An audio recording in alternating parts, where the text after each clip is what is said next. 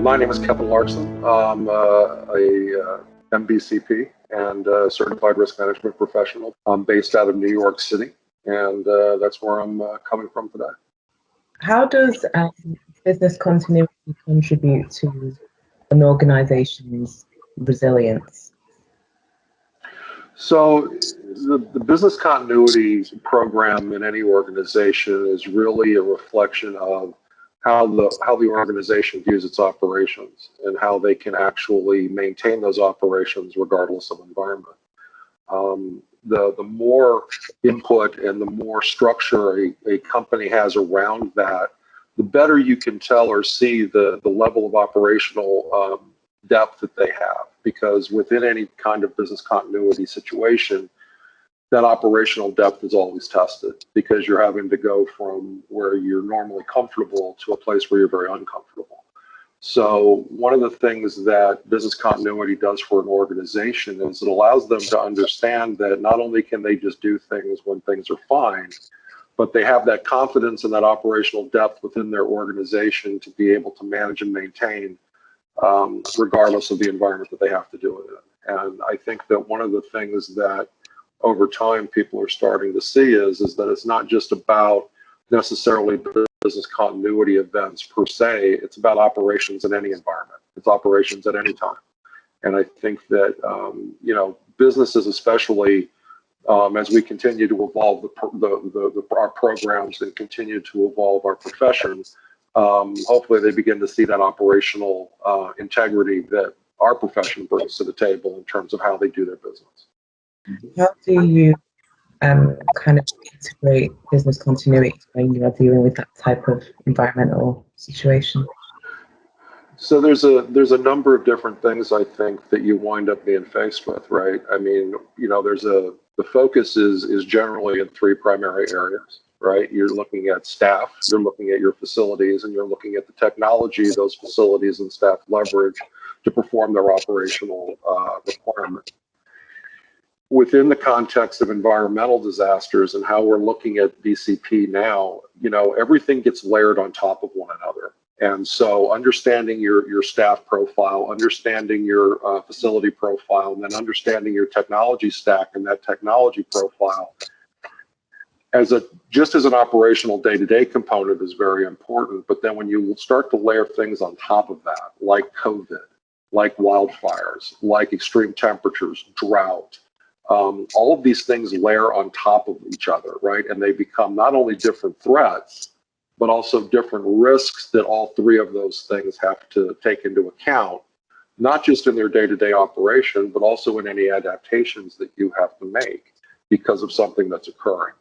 So the idea that it's a static one-dimensional environment that you're just taking an operation and you just have to keep it going somehow is evolving, and it's changing, especially here in the United States, and we're seeing that more and more in the Western United States because of the different layers and different challenges associated not only with planning for business continuity events, but how we actually operationalize and institute incident management in order to be able to enact those BCP plans. These things have to work in concert.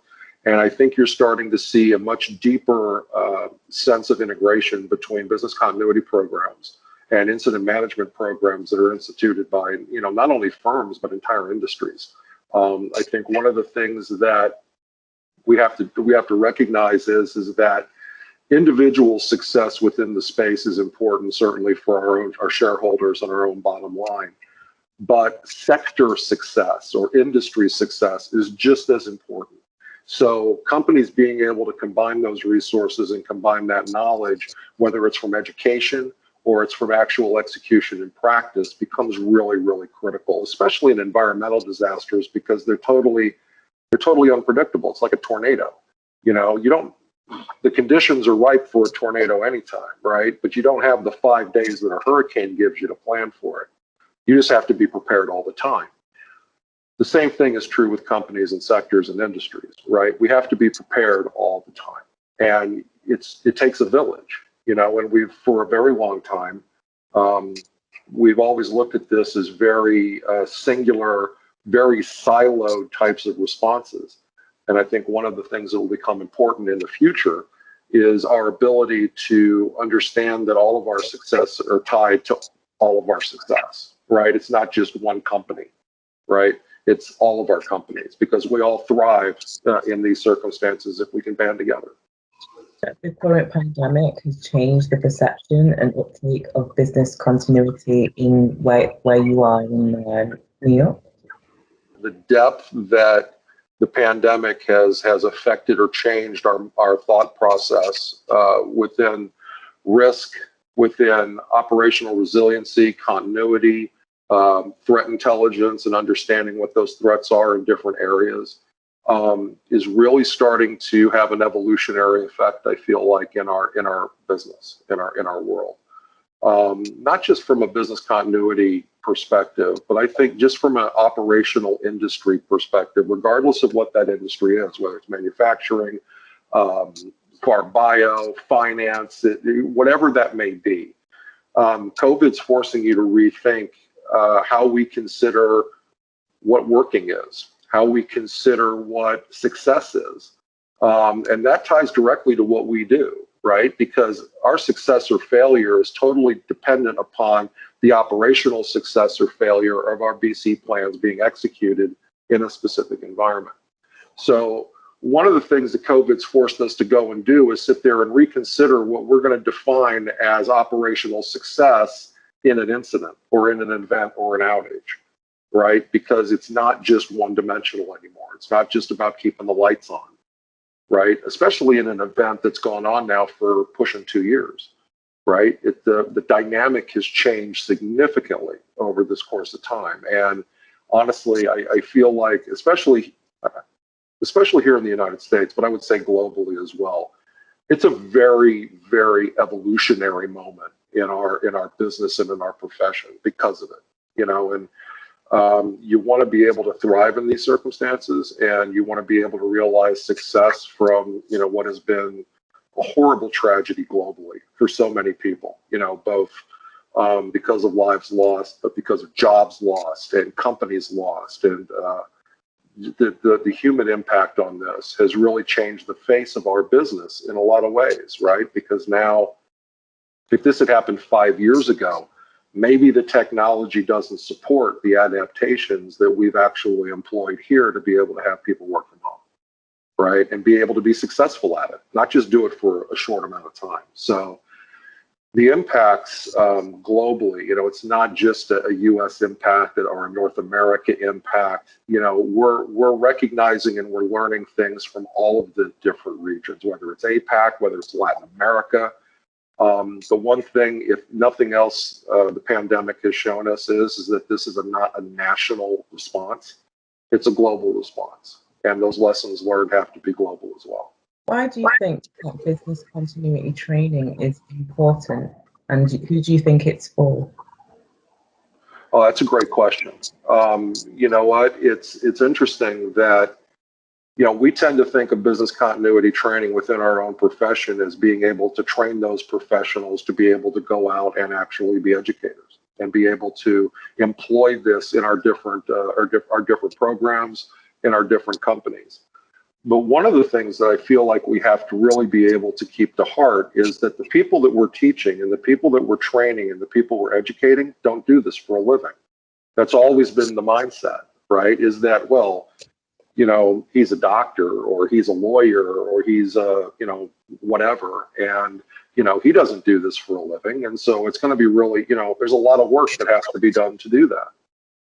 The truth is that we're all a part of the business continuity experience, right? The community is everyone that's involved in an operational component of what we do. You know, regardless of your company, regardless of your sector, regardless of where you are in that organization, you have an operational role in its success, and that means you have a business continuity role. What we have to be able to do to be successful is to make sure people recognize and realize that it's not something else that they do. It's actually what they do every day.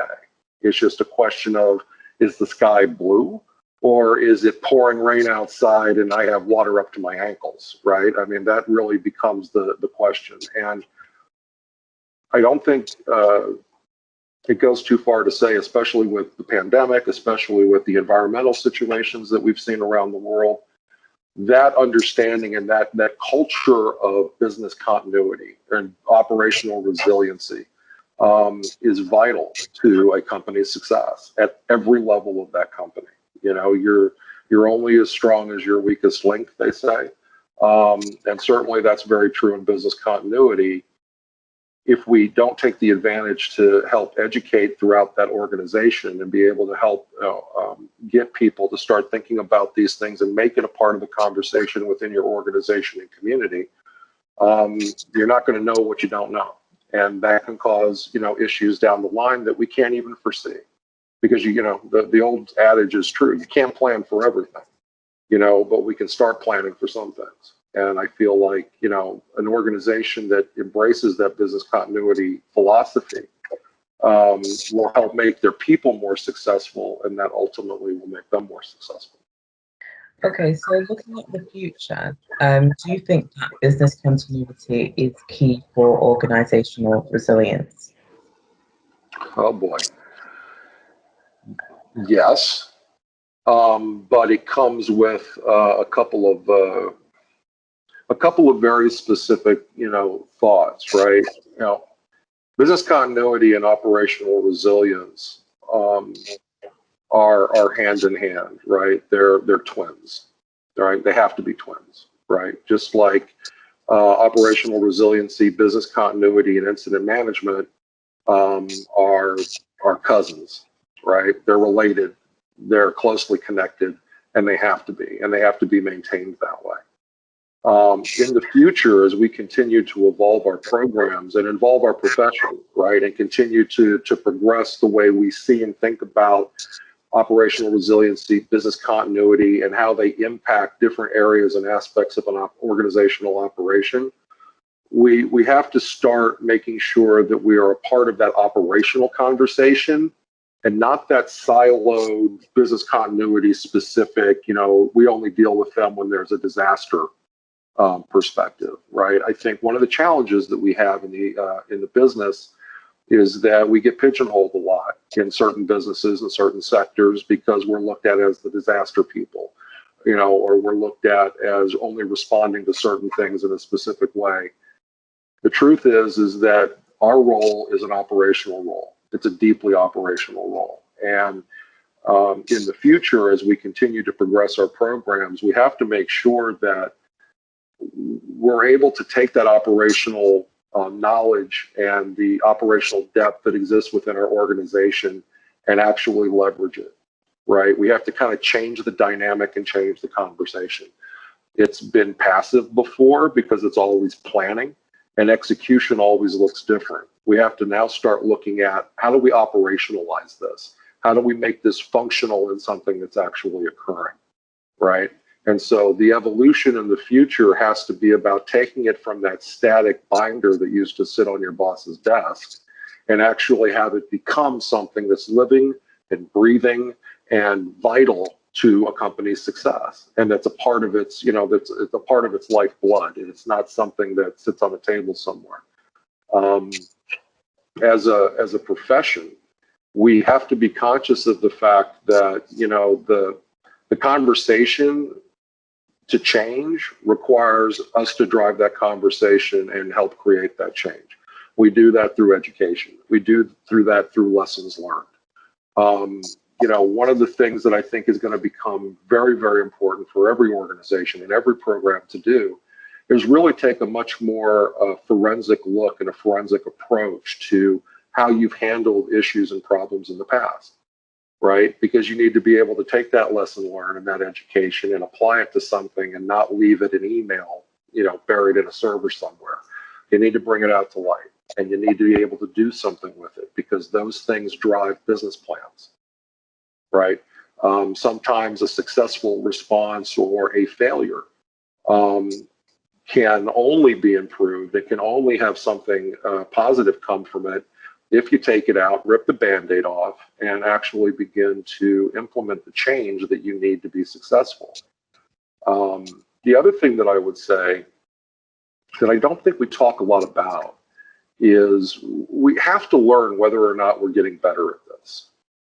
You know, benchmarking and understanding what our response was 2 years ago versus what our response is today, I think is vital in any organization, being able to learn and understand whether or not it's just responding to things because they have a middle management layer that knows about the business and can keep it running, or we're being successful because we have people that are informed, they're educated, they're involved, and they are responding to situations not because something's occurred and they have to go into BCP mode, but because it's a part of their operational environment, and that's what they do, right? Learning if we're getting better at this as an industry and as a program within your company, I think is vital to our success as a profession going forward. You know, we don't really have anything. We can't ask people from Ford in 1918 or from Coca-Cola whether or not they felt they were successful coming out of Spanish influenza. We have no way of knowing, right? We don't know about some of the things that have happened, whether it was smallpox or anything else, any other pandemic or any other wildfire or any other environmental disaster. We don't have anything to tell us whether or not we've ever gotten better at this. We're just basing it on what we're doing today and knowing that we're doing the best we can. We have to evolve that, right? We have to start to make and change that conversation and go and say, you know what? God forbid, but 5 years from now, if we have a pandemic again, you know what? We did better. We responded better than we did for COVID, and this is why, right? And that means creating metrics. That means creating those things because they don't necessarily exist right now, right? We haven't sat down and said, you know what? These are the 15 things, and I'm just making up a number, but these are the 15 things that are going to tell us whether or not we successfully responded to this type of an event. Whether it's a wildfire, whether it's a flood, famine, drought, pandemic, fire, whatever it may be. That's something that the industry has to do. And that's something that we have to start applying to our continued evolution of our business to be a value add to organizations and to decision makers. There's a lot of emphasis on people-centered approach, on the human aspect of the business, and especially when it comes to crisis management, there's an emphasis on mental health and well-being. Mm-hmm. Looking after your staff, kind of concentrating on staff retention rates and ensuring that mental health doesn't impact the continuity of business. You know, it's interesting because the one component in any operation that's always been kind of taken for granted is the human one, right? We just know that, you know, the people that are there are going to be there. And if they're not there, there's just somebody else that's going to fill that spot. The intellectual capital and the human capital that go into any of our operations are just as, if not more important than the actual physical processes that we document in a BIA or something like that. I think it's a huge, area that hasn't really been exploited within our world, because we just look at historically, you know, we've looked at staff based on numbers. Well, you know, do we have enough staff to support an operation in a specific location for a specific amount of time, you know, and whether or not that would be successful or not. We never really gave a lot of thought as to whether or not the people had the emotional or mental capability, because of everything else that was going on around them, to be able to focus on their job and be able to actually commit 100% to doing what they would do every day when everything's working fine, you know, especially as events expand over time. And I think that there's a huge opening here for mental health professionals and for business health professionals to come in and sit down and contribute in this space, because our business continuity plans really need to leverage and really address that as much as they do business operations. You know, you need to know that the people that are picking up the work are going to be capable of doing it for a period of time, just as you are knowing that you're taking care of the people that are affected by an event. And I think the best example of that was Fukushima in 2011. A lot of businesses had to support Japan operations for a month or more. And the stress that that put on people in other locations that weren't directly affected by Fukushima, that weren't directly in Tokyo or in Japan, became huge, right? Because there's only so many 14 and 16-hour shifts that you can support. Not every company had a follow the sun model. You know, there's a lot of operational changes that come out of those types of things. How do we handle the people? And how do we best look after them and make sure that their mental health and their emotional well-being is being looked after so that they can be successful for us? That's a huge, huge area of improvement that I feel like every aspect of every business needs to really spend a lot of time with, because, you know, the last 2 years and, you know, however long this lasts is going to reinforce one thing. And that is that our greatest capital that we all have is ourselves and each other. And we have to be able to rely on each other in order to be able to be successful, you know, and I think companies are starting to realize that. But as operational professionals, we have to try to reinforce that as well. There's so many different things going on that give us the capability to expand and grow and build on programs from the past. You know, it's a very exciting time to be in this business.